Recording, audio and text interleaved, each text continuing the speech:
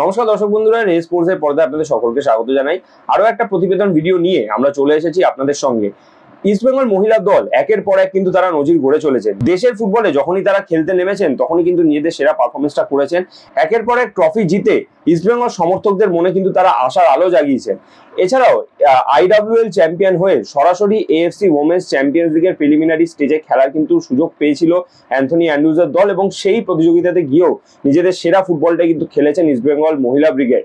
শেষ ম্যাচটা আপনারা জানেন যে কিচি FC বিরুদ্ধে ইস্টবেঙ্গল 1-1 ব্যবধানে ড্র করেছিল, এবং সেই ম্যাচটাতে ড্র করার ফলে সরাসরি কিন্তু AFC ওমেন্স চ্যাম্পিয়ন্স লিগের গ্রুপ পর্যায়ে নিজেদের জায়গা পাকা করেছিল অ্যান্থনি অ্যান্ড্রুজের দল।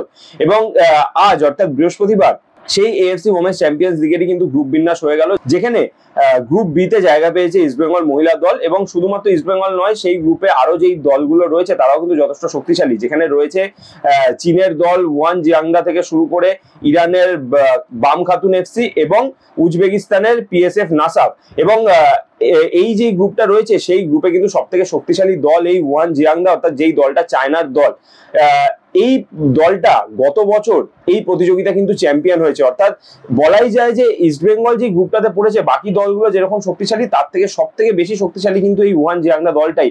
এবং আরো একটা যে বিষয়, ইস্টবেঙ্গল তথা এই যে গ্রুপ বি এর যে দলগুলো রয়েছে এবং গ্রুপ বি এর যে কটা ম্যাচ হবে সেই ম্যাচগুলো কিন্তু হবে চীনে, অর্থাৎ ওয়ান জিয়াংদা তারা কিন্তু তাদের ঘরের মাঠেই প্রত্যেকটা ম্যাচ খেলবে, এবং ইস্টবেঙ্গল কিন্তু চীনের মাটিতে যাবে তারা তাদের AFC ওমেন্স চ্যাম্পিয়ন্স লিগের ম্যাচগুলো খেলতে। অর্থাৎ ইস্টবেঙ্গল সমর্থক থেকে শুরু করে ভারতীয় ফুটবল প্রেমীরা সকলেই কিন্তু তাকিয়ে থাকবেন ইস্টবেঙ্গলের এই মহিলা দলটার দিকে এবং অ্যান্থনি অ্যান্ড্রুজের দিকে, যে ইস্টবেঙ্গল বাইরের মাটিতে গিয়ে বরাবরই যেরকম ভাবে এশিয়ান পর্যায়ে নিজেদের নাম আরো উজ্জ্বল করেছে, ঠিক সেইভাবেই মহিলা দলও তারা গিয়ে বাইরের দেশে গিয়ে AFC পর্যায়ে নিজেদের নাম আরো উজ্জ্বল করবে এবং ইস্টবেঙ্গল তথা ভারতীয় ফুটবলকে আরো একটা উচ্চ স্তরে নিয়ে যাবে। সায়ন দে, রে স্পোর্টস।